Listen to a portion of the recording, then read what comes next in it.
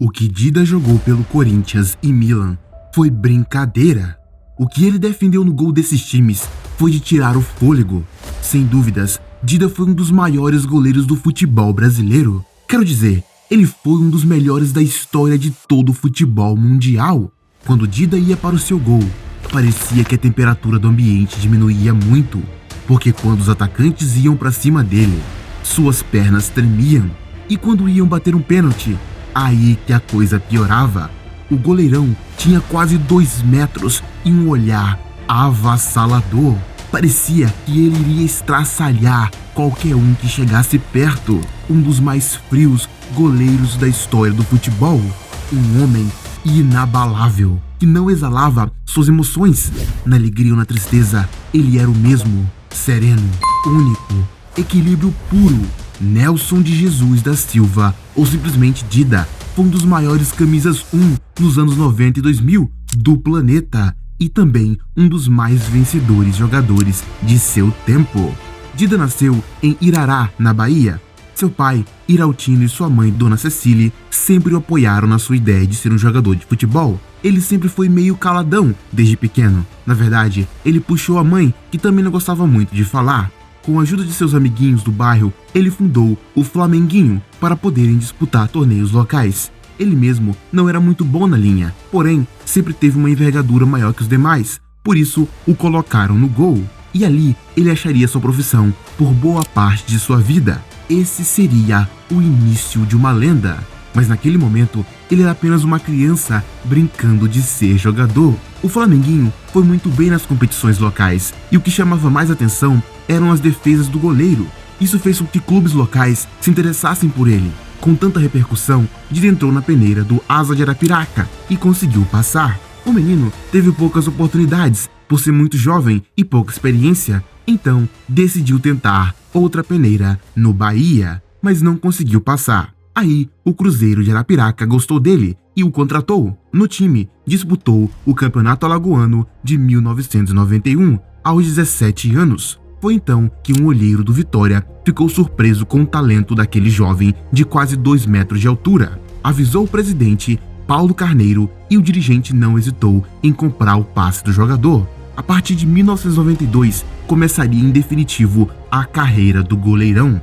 No Vitória, ele era apenas o 3º goleiro, mas isso logo mudaria, já que chamou a atenção de Antoninho, observador técnico da seleção, que decidiu o chamar para a Copa do Mundo Sub-20, que o Brasil venceu.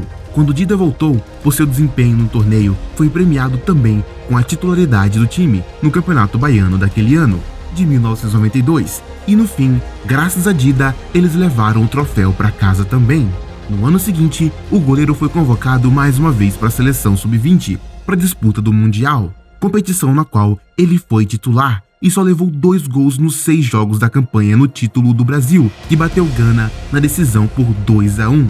Em ascensão, Dida foi um dos principais jogadores do Vitória em 1993, com jovens provenientes das categorias de base, como Alex Alves, Rodrigo e Paulo Isidoro, e outros já carimbados, como João Marcelo, Roberto Cavalo e Gil Sergipano.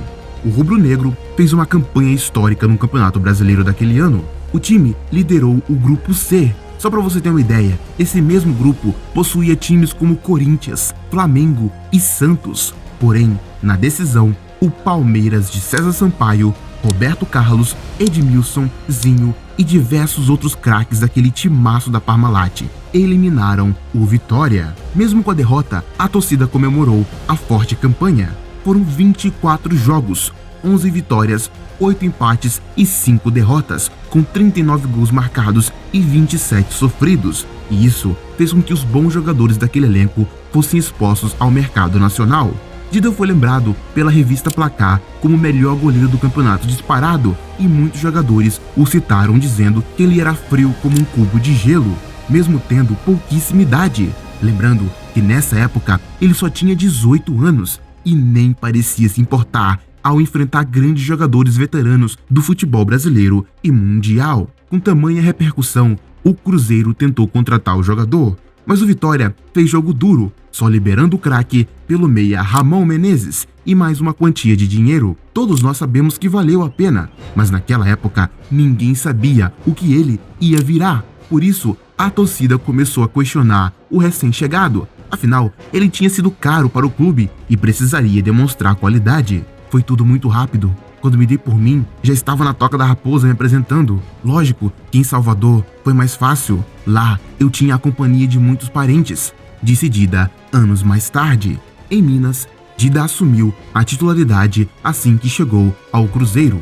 O clube vinha de um título na Copa do Brasil em 1993 e tinha pela frente a Copa Libertadores de 1994, com jogadores como Nonato, Paulo Roberto, Célio Lúcio, Cleison e um tal de Ronaldo no início de carreira. O time não teve dificuldades em vencer o Mineirão, mas na Libertadores foram eliminados nas oitavas pelo Unión Española do Chile, o que deixou Dida muito desapontado. Já no ano seguinte, o time vinha forte para a disputa pela Copa do Brasil de 96 e fez jogos incríveis pelo torneio, como no segundo duelo contra o Corinthians nas quartas de final, quando Dida defendeu um pênalti de Marcelinho Carioca e garantiu a classificação da Raposa à semifinal.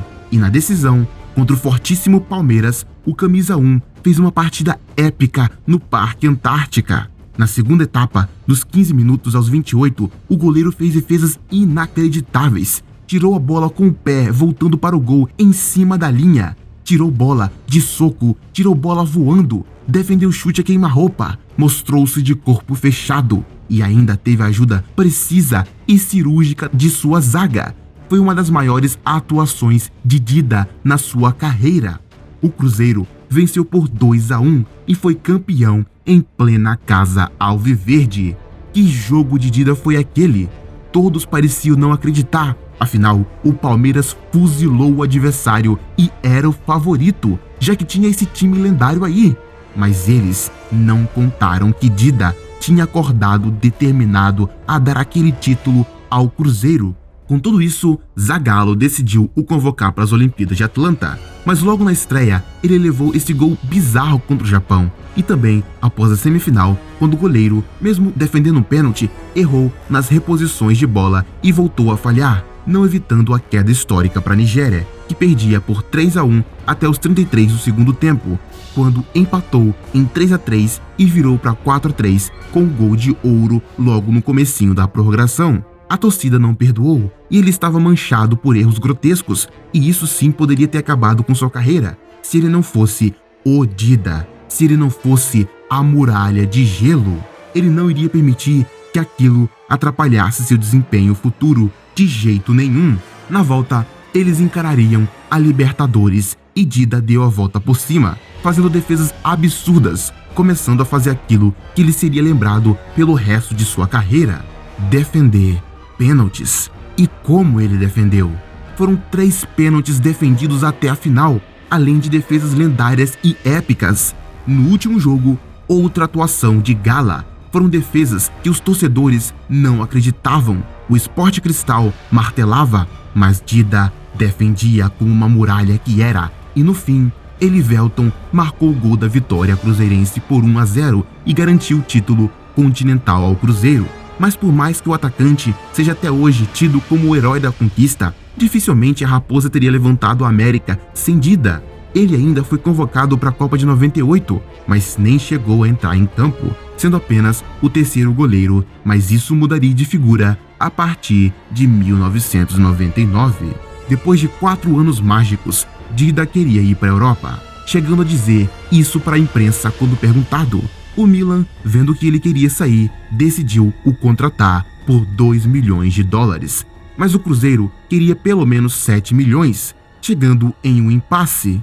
Dida então acionou a FIFA para cancelar o resto de seu contrato. Nisso, teve de ser emprestado para o Lugano da Suíça para ter forma física, já que o Cruzeiro o afastou para ele nem treinar mais por lá. Depois de longos 6 meses, o Milan conseguiu fazer sua contratação, mas acabou que Dida foi emprestado ao Corinthians. Antes foi convocado para a Copa América, levando apenas 2 gols durante a competição e foi um dos principais nomes chamando a atenção para ele de novo.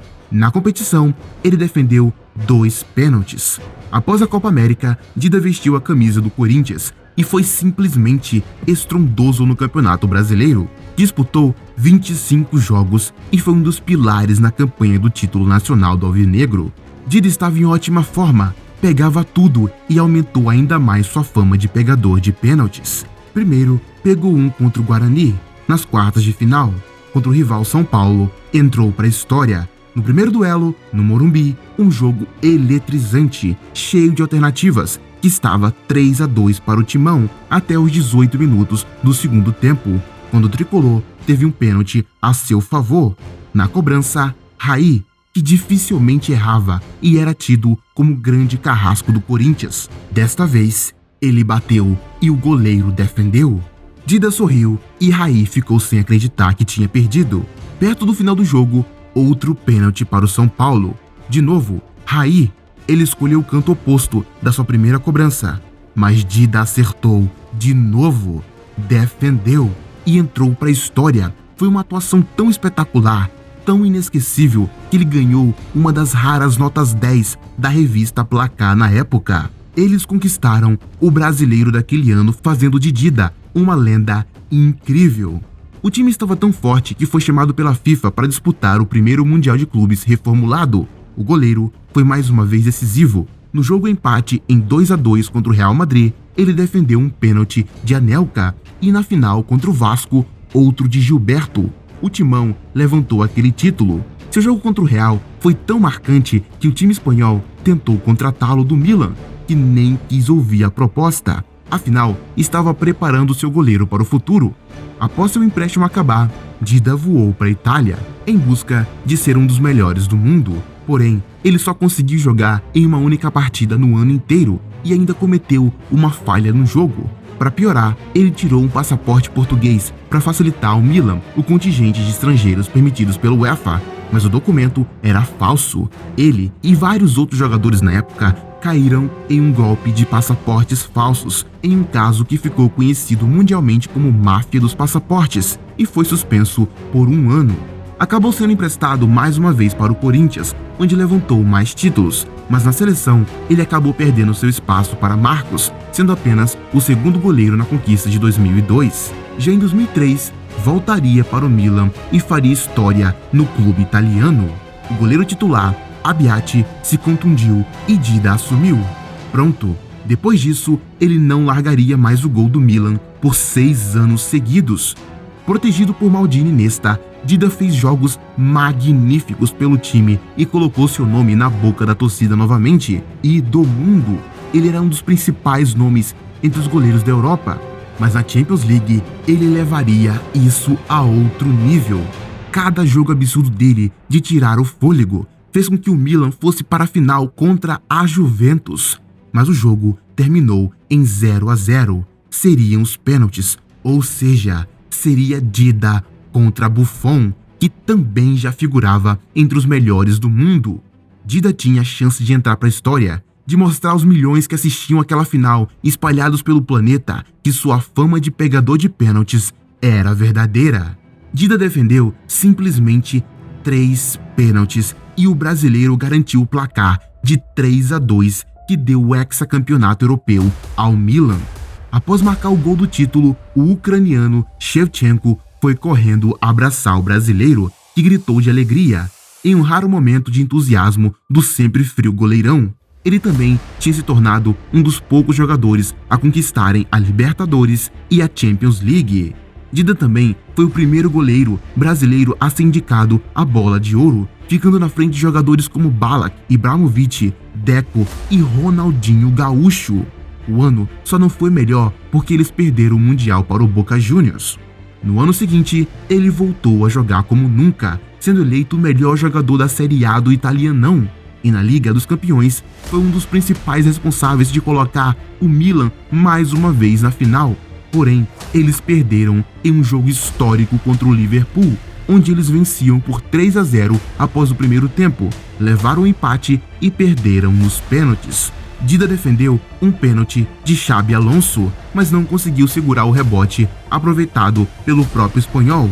e nas penalidades o brasileiro defendeu o chute de Ricci, mas o Milan errou 3 cobranças e o título ficou com o Liverpool.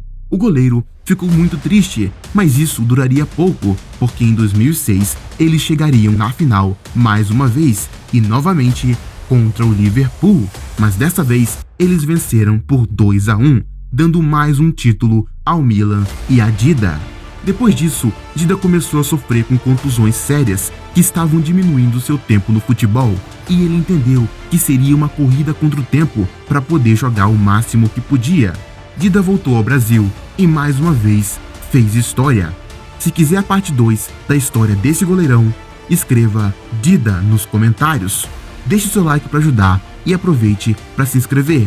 Muito obrigado a todos. Fui!